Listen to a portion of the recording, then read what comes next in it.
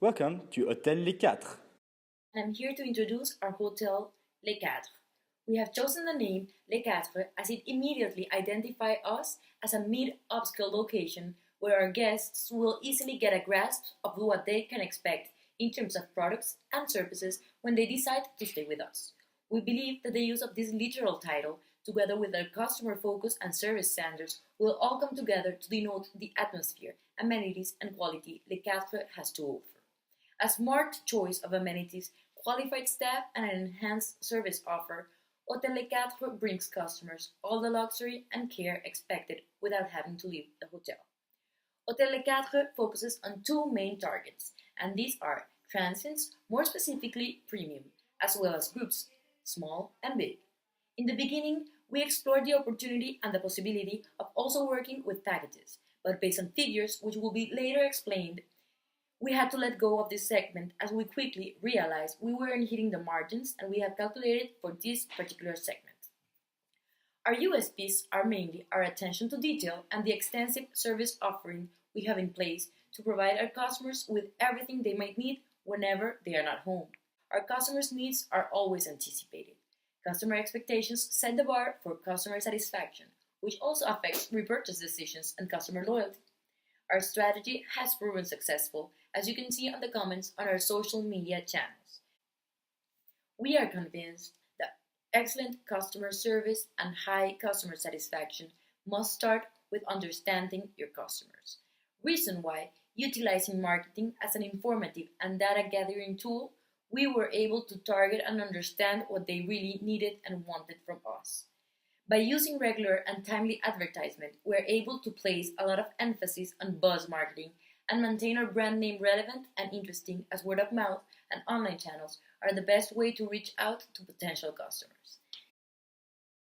Overall, our market share per room type remains stable from weekdays to weekends, which means that we have targeted and forecasted an appropriate distribution of our segments. There is a slight decrease in the percentage of market share for large groups over weekends, which in the end turns out being a positive result as we have more rooms available that can then be attributed to premium rooms, which in fact have a slight increase in market share over the weekend, providing us to charge a better rate for a maximized profit. Based on the pricing trends between all hotels in the market, you can clearly see that Les Quatres has managed to keep the premium prices in high while still maintaining its market share. For the best available rates, Les Quatres has managed to provide customers with a competitive rate in comparison with all other players in the market. For a continued success, Les Quatres plans to keep observing the occupancy trends, which will allow us to continue segmenting the different target groups in the best way possible. We observed a slender decrease in the amount of bookings made on our direct channels during low season, which raise awareness on the fact that during slow periods we must better distribute our rooms and utilize the different distribution channels, which will help us reach more customers from different segments and lead us to increase in occupancy during slower months. As we decided to position ourselves as a luxury hotel with higher than average rates, we were consistently aiming to have our ADR index above average.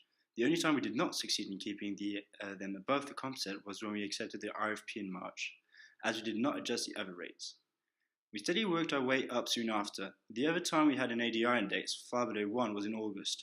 Although we decided to increase the prices, it seemed the other hotels decided to increase them even more. Looking at the quarters only, our ADR index appears to be consistently above the competition. In regards to the occupancy, although we succeeded in increasing our occupancy, we were never able to beat the competition, apart from March when we accepted the RFP. We suppose it was due to the lack of advertisement in the first place and to our high rates towards the final quarters. Finally, the RevPAR. Apart from 2 accidents, our RevPAR has been relatively close to the comp set. The first accident was the very first month and was due to our lack of advertisement and consequently our occupancy. We even had a comment on the social networks saying they couldn't find any information on our hotel. We largely overcompensated this factor when we accepted the RFP, which pushed our RevPAR index up for the first quarter. The third and fourth quarters, our RevPAR was under 1, as it was the low season. We failed to notice the demand had decreased. Although it was low season, we decided to keep our rates high, as we believed the others would lower theirs. Hence, our rates remained high, resulting in less occupancy and ultimately a smaller RevPAR. Regarding the performance revenue and profit, I would like to first emphasize the fact that we didn't have a loss ever. Our first profit was over 31,000 and our highest profit was about 10 times bigger, counting 303,000. Once again, the first month was our worst as we barely invested in advertising. That height, partly due to the fact our occupancy didn't reach the same levels, so it decreased the following month, but shortly after it went back up. June was a less good month regarding the GOP, mainly due to the fact that we invested heavily in refurbishment, costing us $20,000 from the revenue and $40,000 from the profit, as we were trying to improve the quality of the hotel in order to justify our prices. August was our all-time highest in terms of revenue and profit. This is due to the fact that demand was high and because we successfully attracted the customers in order to have our greatest occupancy of the year. After August, our profit steadily decreased as the occupancy was lower. Starting with management fees of just over 30,000, it increased to over 50,000 in March, probably because of the group request. The next month, it decreased to 45,000 and then increased to a maximum $70,000 in August. The next 4 months, the management fees decreased, reaching just under $40,000 in December. The graph follows the same trends as the revenue, which makes us suppose that management fees are based on the revenue. We started the year off with the lowest ROE, reaching a mere 0.13%. On the other hand, we reached our all-time highest in August with 1.15%. Plotting the ROE on the graph, we realized it followed a similar pattern to the revenue graph, with only little variations, which we believed were due to the investment we made. I'm going to explain how we decide whether we should accept RPs or not. If accept, what is the minimum rate we set, how we calculate this rate, and how much we will lose in terms of revenue. Firstly, in general, the reasons why we welcome RPs is that our target segments are premium and group, so attracting group guests is in line with our strategy. Secondly, the facilities of 2,000 square feet conference room and event space allow us to be able to accommodate these guests. Lastly, the occupancy rate for our hotel is not high. It's often around 50 to 70%, which means that every single day there are around 75 to 125 rooms unoccupied. In order to increase our revenue, we are pleased to welcome RPs. Of course, this will be looked at along with the specific situation for the month regarding the seasonal fluctuation and if there's any transient guest to displace. This leads us to the next part, how we calculate the minimum rate. Overall, the $100 rate for March RP was accepted and the rest are rejected. Let's take RP for March as an example. First, before we do the calculation, we assume that transient and RP spend the same amount on ancillary service because these RPs are guest room only.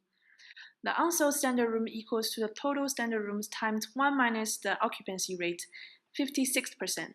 This occupancy rate is based on last month's occupancy and adjusted with the increase in market demand. We have 88 unsold standard rooms. With the same method, there are 24 unsold premium rooms. From RPs, we can find that they request 125 standard rooms and 5 premium rooms per day. Subtract unsold room from RP, we have in total 37 rooms to displace. Now we have the total room displaced. The contribution can be calculated by timing 170, which is ADR 199 minus variable cost 29. The result, 6,290 divided by the total group request rooms 130 plus variable cost gives us $78.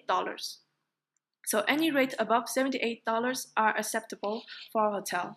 With the consideration of keeping the same standards as our original price strategy, $150 for large group, we decided to raise the price from $78 to $100. We accept the RP as the total RP revenue is higher than the displaced transient revenue. Our target markets are premium and group, so we will mainly discuss how we change the percentage allocation on different channels for these two segments. In January, we distribute 40, 35, 25% to direct GDS, OTA, wholesales, respectively. In the very beginning, we have no clue how this allocation will influence our hotel, so we allocate the percentage based on the commission fee percentage in order to save some money. February, according to the rooms report, we discovered that most of the group booking through directs, so we changed the group's allocation percentage to 70-15, 10-5%, respectively to see whether our assumption is right. According to the room report, we found out that no rooms are booked through wholesales, so we are not distributing wholesales anymore. OTA percentage also changed along with it. Also, in April, even though we increased the price already, our ADR is still lower than average. We believe that it is because that we set the rate reduction at booking below 65%, so we decided to lower the percentage in May. In June, from Room's report, we see that we have a lot of guests from OTAs, so we distribute 20% instead of 10% for OTAs and adjust GDS along with it. In July, we decided to increase the rate fence to booking about 85%. This is a complete wrong decision. We shouldn't have put any fence to the rate increase since we will have a high occupancy rate in high season. Without any fence, we could have made guests to pay more and then make more revenue. Also, in July, we allocate most rooms to direct because we want to save the distribution cost. So we allocate 50, 30, 20% to direct GDS and OTA, respectively. However, we realized that according to the room's report for July, even though the allocation percentage between direct and GDS are 20%, the difference between market share sold by direct and GDS is very small. So we increase the room allocated to GDS in August so to increase our occupancy rate. Furthermore, we realize that no rooms for groups are booked through OTAs and GDS, but directs. So we allocated all the rooms for groups to direct, even though it is a bit late, but anyway we found that. We decide our marketing and advertising spending based on the decision we made for the channel management. For example, when we decide to allocate more rooms for GDS, we increase the spending on GDS. Now we are talking about the market segment, because we focus on premium and group. So when we start to invest services and facilities to our hotel, we consider these two segments first. For example, we invest in concierge, turn-down service, music and entertainment, lobby bar, executive lounge, etc. in order to meet the need of our premium guests. As for the foreign exchange, express check-in and out, transport van, travel and tour desk for our groups. Also, we keep refurbish our facilities in order to keep and increase the reputation and value for our hotel. From the room's report for August, we suddenly found out that the distribution cost is very high for tour. So we decided to set a very high rate for tour in September so to get rid of this segment. Because we are still in high season, so we want to attract more guests from other segments with less or no extra cost. However, when we see the market index report in October, we found that our MPI index goes below 100. Also consider that the low season is coming, so we decided to reduce the rate for tour in order to increase our occupancy rate.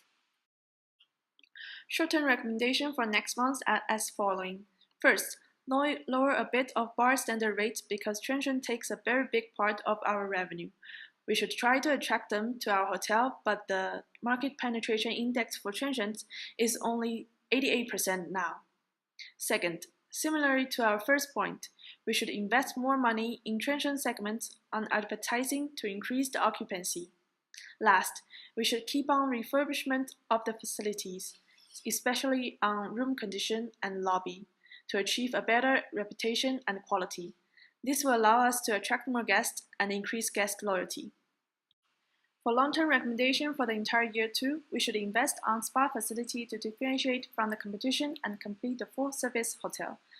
This will also increase the value perceived by our customers and keep on attracting our target segments, the premium guests. We should also aim to keep our reputation for all facilities up to 65%, at the same time achieve above 90% reputation on premium rooms and meeting rooms, as these two are considered the most important for our target segments. We should also pay more attention to the forecasted market demand and adjust our pricing along with it, to avoid the big shock on our occupancy in low seasons. Also, during low seasons, we should allocate rooms more evenly to attract more guests. Last but not least, we should put more effort on training. From the report of department income, we noticed that there is zero investment on training, but we believe that a good training program for employees is very important for the hotel business. Through a systemic training, we aim to achieve a higher productivity and a higher customer satisfaction. Thank you, and Hôtel Les Quatre welcomes you in Lausanne.